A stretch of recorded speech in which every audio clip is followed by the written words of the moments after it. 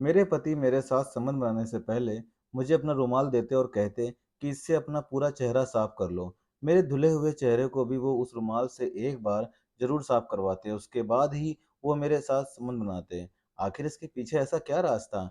इसी का पता लगाने के लिए एक दिन मैंने उस रुमाल से अपना चेहरा साफ नहीं किया और बड़ी ही चालाकी से पति को महसूस करवा दिया कि मैंने चेहरा साफ किया है। इसके बाद मैंने देखा कि दोस्तों, मेरा नाम शिवानी है।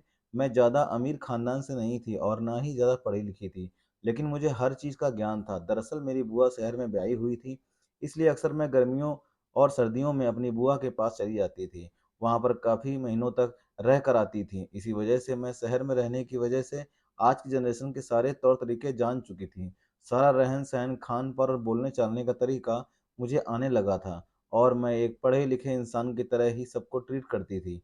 दरअसल हमारे गाँव में कोई भी लड़की ऐसी नहीं थी जो ज़्यादा पढ़ी-लिखी हो, बस थोड़ी बहुत पढ़ी-लिखी होती थीं, जिसकी वजह से वे उन्हें अपना नाम लिखना आ जाता था। लेकिन मैं अपनी बुआ के पास जाने की वजह से कुछ पढ़ना-लिखना सीख भी गई थी और सभी तौर-तरीके भी, इसीलिए गाँव में सबसे ज़्यादा संस्कारी लड़की मुझे ही माना जाता था। लेकिन हमारे गाँव में ना पढ़ाने के साथ-साथ और एक और रिवाज भी थी कि छोटी उम्र में शादी करा दी जाए। इसीलिए मेरी मेरी भी छोटी उम्र में शादी करने का फैसला किया और मेरे लिए एक अच्छे लड़के की तलाश करने लगी। अब मेरे लिए एक बहुत ही बड़े और अमीर ख़ानदान से रिश्ता आया। मेरे दादाजी और पिताजी फट से मान गए।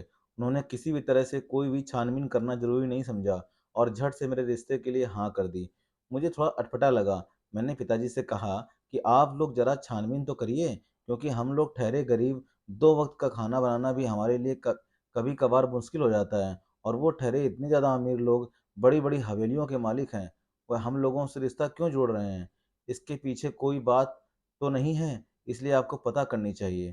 तभी मेरे पिताजी ने मेरी बात को काटते हुए मुझे फटकार लगा दी कि तू तो बड़ी बोलने लगी है, इतनी बड़ी भी नहीं हुई है कि तुम बड़े को फैसलों को ठुकराने लगे। इतने बड़े घर से रिश्ता आया है, तू तो अपनी खुशनसीबी मान कि इतने बड़े लोग तुझे शादी करके ले जाएँगे। तू तो राज करेगी, तुझे उस घर में किसी भी चीज़ की कोई कमी नहीं होगी। यहाँ पर तो सारे घर का काम करना पड़ता है, वहाँ पर तुझे किसी भी तरह का कोई काम नहीं करना पड़ेगा। वो बड़े लोग हैं, नौकर-चाकर भी बहुत ज़्यादा हैं। और वहाँ पर तो एसी की ठंडी-ठंडी हवा पूरा दिन चलती है। यहाँ पर तो हमारे पूरी तरह से पंखा भी नहीं है। हाथ के पंखे से ही पूरी गर्मी गुज़ारनी पड़ती है। लेकिन वहाँ पर तो तू एसी में रहेगी। किस चीज़ की कमी होगी तुझे, जो इस तरह नाक चढ़ा रही है? तेरे लिए इतना बढ़िया रिश्ता आया, पूरे गाँव में यह बात फैल चुकी है। सभी लड़कियों तेरी किस्मत को दाद दे रही हैं कि इतने बड़े घर से उसके लिए रिश्ता आया। बड़ी ही किस्मत वाली लड़की है और तुम्हारे पिता का भी तो देख कितना नाम बन गया है। यहाँ तक कि सरपंच भी कल हमारे घर आकर गया था और बधाई देकर गया था और वह सब उसी की बदौलत है कि इतने बड़े घर से हमारे लिए रिश्ता आया है। तू कुछ भी मत बोल और अपनी शादी की तैयारियां कर। हमें जितनी जल्दी हो सके तुझे इस घर से विदा करना है, क्योंकि इतने बड़े लोग हैं, कहीं कोई चुगलखोर रिश्ता तोड़वा ना दे। इस वजह से हमें जल्दी से शादी कर देना चाहिए। मुझे पिताजी की बातें थोड़ी अटपटी लगीं, क्योंकि वह लालच में आ गए थे।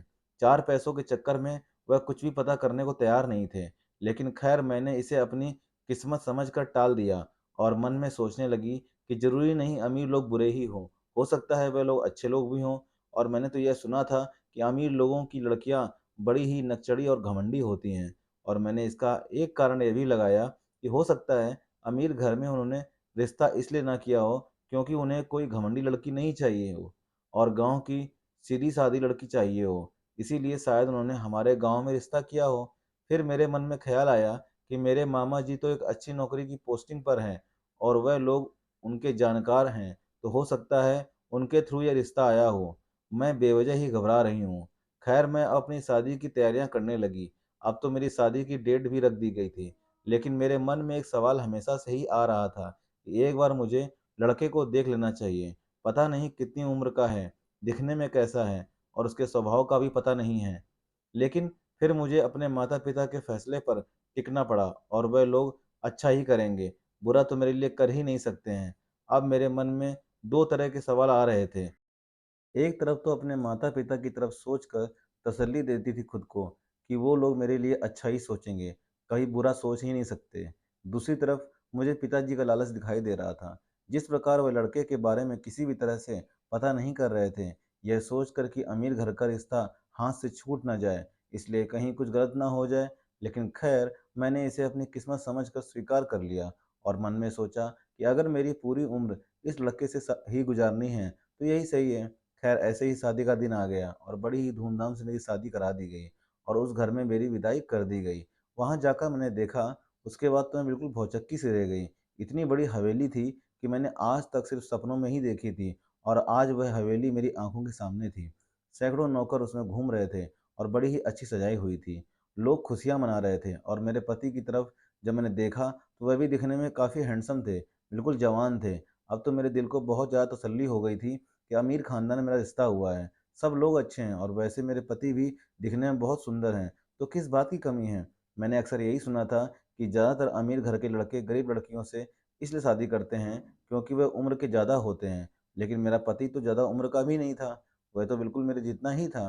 खैर, ये सब सोचकर मैंने अपने दिल को तसल्ली दी। अब मेरे सास-ससुर भी मेरा खूब ख़्याल रख रहे थे, मेरी केयर कर रहे थे, बड़ी ही धूमधाम से खुशियाँ मना रहे थे। ऐसी ही हमारी सारी रस्मों के साथ मुझे अपने कमरे में भेज दिया गया। मेरा कमरा इतना अच्छा सजा हुआ था, जितना मैंने आज से पहले कभी सोचा नहीं था। मेरे सपने में जो-जो मैंने सोचा था, वैसे आज हकीकत में हो रहा था। जो-जो मैंने अपने सपने में आज तक देखा था, वह सब मैं अपनी आँखों के सामने पा रही थी। मेरा कमरा इतना अच्छा सजा हुआ था, मानो स्वर्ग ही उस कमरे में आ गया हो। कुछ लड़कियाँ मुझे उस कमरे में बैठाकर बाहर चली गईं। थोड़ी देर बाद मेरे पति आए और मेरे पास आकर बैठ गए और मुझसे कहने लगे कि आज मैं बहुत ज़्यादा थका हुआ हूँ। दरअसल मैं अपने माता-पिता का इकलौता बेटा हूँ और इतना सारा काम मेरी शादी में सिर्फ़ मुझे ही तो सँभालना था। माता-पिता की तबीयत ख़राब रहती है, इस वजह से वे कुछ सँभाल नहीं पा रहे थे, इसलिए सारा इंतज़ाम मुझे ही देखना था। इसी वजह से मैं पूरी तरह से थक गया हूँ, इसलिए मैं तुम्हारे साथ हमारे जीवन की शुरुआत नहीं कर सकता। क्या तुम मुझे समझ सकती हो? मेरे पति की ऐसी समझदारी भरी बातें सुनकर मेरे दिल को और भी ज़्यादा तसल्ली हो गई और मैं बिल्कुल संतुष्ट थी कि जो कुछ भी था, अच्छा ही था। मेरे पिताजी ने अच्छा ही सोचा है। खैर, मैंने अपनी गर्दन हिला दी और कहा कि कोई बात नहीं, मैं सब कुछ समझ सकती हूँ, आप आराम कीजिए। तभी मेरे पति मेरी तरफ मुँह करके सो गए और मैं भी काफ़ी थकी हुई थी, इसलिए मैं भी सो गई। दूसरे दिन कुछ लड़कियाँ मेरे कमरे में आईं और मुझे अच्छी तरह सजाकर नीचे ले गईं और पूरे गाँव की औरतें हमारे घर पर मेरे मुँह दिखाई के लिए आईं। मेरी सास ने बड़े ही महँगे गहने उन औरतों को रिटर्न गिफ्ट दिए। मुझे समझ में नहीं आ रहा था कि आखिर मैं कहीं सपना तो नहीं देख रही। दरअसल हमारे गाँव में तो जब मुँह दिखाई होती थी, तो जितना बन पाता था उतना ही 50-100 के नोटों को दे दिया जाता था। लेकिन मेरी सास तो मुझसे उबार कर उन औरतों को बड़े ही महँगे गहने दे रही थी। हमारे घर में किसी भी चीज़ की कमी नहीं थी। नौकर-चाकर ऐसे घूम रहे थे मानो घर के ही सदस्य हों। मुझे किसी भी काम को करने की इजाज़त नहीं थी। मेरी सास ने कहा, तुम बैठी रहना और ऐश करना। तुम्हें किसी भी चीज़ की ज़रूरत हो तो आवाज़ लगा देना, सारे नौकर तुम्हारे सामने हाज़िर हो जाएँगे। तुम किसी भी चीज़ की फ़िक्र मत करना। अब मैं एसी में पूरा दिन बैठी रहती और आराम से सो जाती और पूरा दिन टीवी देखती रहती थी। अब सारा काम नौकर करते थे। मुझे किसी भी चीज़ की ज़रूरत होती तो मैं सिर्फ़ एक आवाज़ लगाती और 10 नौकर हाज़िर हो जाते हैं और वह चीज़ मुझे उपलब्ध करा देते हैं। अब तो मेरा अपने पीहर जाने का भी मन नहीं करता था, क्योंकि वहाँ पर ये सब सुख-सुविधाएँ नहीं थीं। खैर, ऐसे ही दिन निकलते गए। एक रोज़ मेरे पति मेरे पास आए और कहने लगे कि हम दोनों की शादी को काफ़ी टाइम हो गया है, लेकिन हम दोनों ने अपने जीवन की शुरुआत नहीं की। दरअसल शादी की भाग-दौड़ से थकावट भी थी और ऊपर सारे कामकाज भी देखने थे, जो शादी की भाग-दौड़ में रुक गए थे। इस वजह से टाइम ही नहीं मिल पाया कि मैं तुम्हें समय दे सकूँ। इसीलिए आज हम अपने जीवन की शुरुआत करेंगे। मेरे पति की ऐसी बातें सुनकर मुझे अंदर ही अंदर खुशी हुई कि आज मैं पूरी तरह से अपने पति की हो जाऊँगी।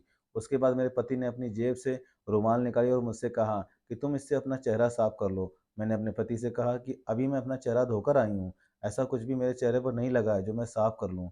कोई बात नहीं, मैं ठीक हूँ। तभी मेरे पति कहने लगे कि जितना मैंने कहा उतना करो। तभी मैंने अपने पति को निराश नहीं करना चाहती थी, इसलिए मैंने उनसे हाथ से रुमाल ली और अपने चेहरे को साफ कर लिया। उसके बाद न जाने मुझे क्या हुआ कि मैं पूरी तरह से बेहोश हो गई और सुबह जब होश आया तो मैं पूरी तरह से अपने बिस्तर पर बिना कपड़ों के पड़ी हुई थी और पास में ही मेरे पति सो रहे थे। मैं झट से उठी और अपने बदन पर कपड़े डाले और नहाने चली गई। उसके बाद मेरे पति ने कहा कि कल रात तो बहुत आनंद आया, तुम्हारे साथ रात बिताकर क्या तुम्हें कुछ खबर हुई? तभी मैंने पति से कहा कि मुझे कुछ भी पता नहीं चला। मैं तो दरअसल उस रुमाल से अपना चेहरा साफ करने के बाद पूरी तरह से बेहोश हो गई थी। मुझे तो समझ में ही नहीं आया कि क्या हो रहा है। तभी मेरे पति ने कहा कि ऐसे ही तुम्हें नींद आ गई होगी। अब तो हर रोज़ मेरे पति बाहर से आते और मेरे साथ संबंध बनाने से पहले अपनी रुमाल निकाल कर मुझे दे देते और अपना चेहरा साफ करने के लिए बोल देते। मेरे मना करने के बावजूद वह ज़बरदस्ती मुझसे अपनी रुमाल से चेहरा साफ करवा लेते और उसके बाद मैं बेहोश हो जाती। दूसरे दिन मेरे बदन पर कपड़े भी नहीं होते थे। आखिर ये सब मेरे साथ क्या हो रहा था? भला मेरा पति मुझे बेहोश करके मेरे साथ क्यों संबंध बनाता है? भला उसे किस चीज़ की मनाही थी? मैं उसकी पत्नी थी, उसका पूरा हक था कि वह मुझे किसी भी तरह से छू सकते हैं। फिर उन्होंने मुझे बेहोश करके ये सब करना ज़रूरी क्यों समझा? अब तो मेरे मन में हज़ारों सवाल आ रहे थे। मेरे समझ में नहीं आ रहा था कि आखिर ये सब क्या हो रहा है? आखिर मैं यह बात किसके साथ शेयर भी नहीं कर सकती थी, क्योंकि ये हम दोनों पति-पत्नी के बीच की पर्सनल बात थी, जो मैं किसी के साथ शेयर नहीं कर सकती थी। लेकिन ख़ैर, अब मैं हर बात अपने मन में ही लेकर दबाई रही। मैं अपने पति को भी कुछ नहीं बता सकती थी, क्योंकि मैं नहीं चाहती थी कि वह किसी भी तरह से नाराज़ हो जाएँ। अगर मैं उनसे कहती तो वह सोचते कि मैं उनके ऊपर शक कर रही हूँ। इसलिए मैंने अपने पति से कुछ नहीं बताया और ऐसे ही सब सिलसिला चलता रहा। अब तो ये रोज़ाना का काम हो गया था। मैं किसी से कुछ भी नहीं बता पा रही थी। यह रोज़ मेरे अंदर ही दबकर रह गया था। अब मैं हर रोज़ परेशान रहने लगी कि आखिर ये सब हो क्या रहा है? मुझे दाल में कुछ तो काला नज़र आने लगा। भला मेरा पति मुझसे संबंध बनाने के लिए ये सब नाटक क्यों करता है? पहले मुझे बेहोश करता है, फिर ये सब करता है। तभी एक रोज़ मैंने प्लान बनाया कि मुझे इस बात का पता लगाना ही है। तभी मैंने सोचा कि क्यों ना मैं अपने पति से के लिए गिफ्ट लेकर आऊँ और उसे अलमारी में रख दूँगी, ताकि शाम को जब वो मुझे रुमाल दें, तो अपना चेहरा साफ करने के लिए तो मैं उनसे बोल दूँ कि तब तक मैं चेहरा साफ करती हूँ, आप अलमारी से अपना गिफ्ट निकाल लीजिए, जो मैं आपके लिए लेकर आई हूँ। खैर ये सब सोचकर मैं बैठ गई और शाम का इंतज़ार करने लगी। रात को मेरे पति कमरे में आए और मुझसे कहने लगे कि ये लो रुमाल और अपना चेहरा साफ कर लो, उसके बाद मैं आपके साथ संबंध बना लूँगा। तभी मेरे पति से कहा कि ठीक है, मैं चेहरा साफ करती हूँ, तब तक आप उस अलमारी से अपना गिफ्ट निकाल लीजिए, जो मैं आपके लिए बड़े ही प्यार से लेकर आई हूँ। मेरे पति ने कहा, ठीक है, तुम इसे साफ करो, तभी मैं गिफ्ट निकाल लेता हूँ और देखूँ तो सही कि आखिर तुम मेरे लिए ऐसा क्या लेकर आई हो। वो जब अलमारी से गिफ्ट निकालने चले गए, तो मैंने धीरे से रुमाल दूसरी साइड रख दिया और बेहोश होने का नाटक करने लगी। तभी मेरे पति खुद से बोलने लगे कि ये तो बेहोश हो गई। उसके बाद मेरे पति ने गिफ्ट खोला और वापस अलमारी में रख दिया और आकर मेरे पास सो गए। उन्होंने मेरे साथ ऐसा कुछ भी नहीं किया। जब सवेरे होने वाला था, तो मैंने देखा कि मेरे पति ने मेरे बदन को सारे कपड़े हटाकर मुझे वैसे के वैसे सुला दिया और वापस खुद सो गए। अब ये सब क्या हो रहा था? मेरे पति ने मेरे साथ ऐसा कुछ भी नहीं किया था। मुझे उस रुमाल से बेहोश कर दिया और उसके बाद मेरे कपड़े उतार कर खुद सो गए। ये सब चल क्या रहा था? मुझे तो कुछ भी समझ में नहीं आया। अभी मैंने सोचा कि मुझे सारे सवालों का जवाब लेना ही चाहिए। इसलिए मैंने दूसरे दिन अपने पति से कहा कि आखिर ये सब चल क्या रहा है? अगर तुम मुझे सच नहीं बताओगे, तो मैं सब घरवालों को और सारे गाँव वालों को बता दूँगी कि मेरे साथ आखिर हो क्या रहा है। तभी मेरे पति मेरे आगे हाथ जोड़े और कहा कि मैं तुम्हें सच बता दूँ, दरअसल बात ये है कि मैं आदमी नहीं हूँ, जबकि मैं किन्नर हूँ और मैं अपने घर का इकलौता वारिस हूँ। मेरे माता-पिता नहीं चाहते कि मुझे किन्नर होने की वजह से बदनाम होना पड़े, इसलिए वह चाहते थे कि मेरी शादी किसी लड़की से हो जाए और हम लोग चोरी-छुपे किसी का बच्चा गोद ले लेंगे और हमारे घर का वारिस बना देंगे, ताकि हमारी बदनामी भी ना हो और हमारी इतनी ज़मीन जायदाद, धन-दौलत का मालिक भी बना रहे, ताकि लोग ना खाएँ। इसलिए हम लोगों ने प्लान बनाया और तुम्हारे घर पर हमारे अमीर ख़ानदान होने का दावा करते हुए तुम्हारे घर पर रिश्ता भेज दिया और तुमसे शादी की। उसके बाद से तुम्हें कुछ पता ना चला। इसलिए मैं तुम्हें हर रोज़ बेहोशी की दवा रुमाल में मिलाकर दे देता और अपने चेहरा साफ़ करने के लिए बोल देता था कि तुम चेहरा साफ़ करो, तो वह बेहोशी की दवा तुम्हारी नाक से होकर तुम्हें बेहोश कर देगी और उसके बाद मैं तुम्हारे कपड़े उतार दूँ, ताकि तुम्हें लगे कि मैंने तुम्हारे साथ संबंध बनाया है और मेरा झूठ भी छिपा रहे। तभी मैंने अपने पति का हाथ थामा और उनसे कहा कि आप किन्नर हो, इसमें आपकी कोई गलती नहीं है। जैसा भगवान जिसे बनाता है वो वैसा ही होता है। अगर आप मुझे एक बार सच्चाई बता देते, तो मैं आपको कुछ भी नहीं कहती। दरअसल उनके झूठ से मुझे तकलीफ़ तो हुई, लेकिन उनकी एक मजबूरी समझकर मुझे उन पर तरस आ गया और मैंने उनसे कहा कि आप घबराइए मत, मैं हमेशा उम्र भर आपका साथ दूँगी और किसी को भनक भी नहीं लगने दूँगी कि आप एक आम इंसान नहीं हो और हम लोगों जल्दी ही कोई बच्चा गोद ले लेंगे, ताकि किसी को कोई खबर भी ना हो। इसी तरह हमारा जीवन चलता रहा और मैंने अपने पति का हर समय साथ दिया और यह साबित कर दिया कि हर लड़की मतलबी हो, ये ज़रूरी नहीं होता। अगर पति का सच्चा प्यार मिल जाए, वही काफ़ी होता है। दोस्तों, आपको मेरी कहानी कैसी लगी? कमेंट करके ज़रूर बताइएगा और चैनल पर नए हो, तो चैनल को लाइक, सब्सक्राइब और शेयर करना बिल्कुल मत भूलिएगा। मिलते हैं इसी तरह की सच्ची और अच्छी कहानी में। तब तक के लिए दोस्तों, जय हिंद, जय भारत। खुश रहिए दोस्तों, आबाद रहिए। कमेंट करके पक्का बताइएगा कि कहानी आपको कैसी लगी।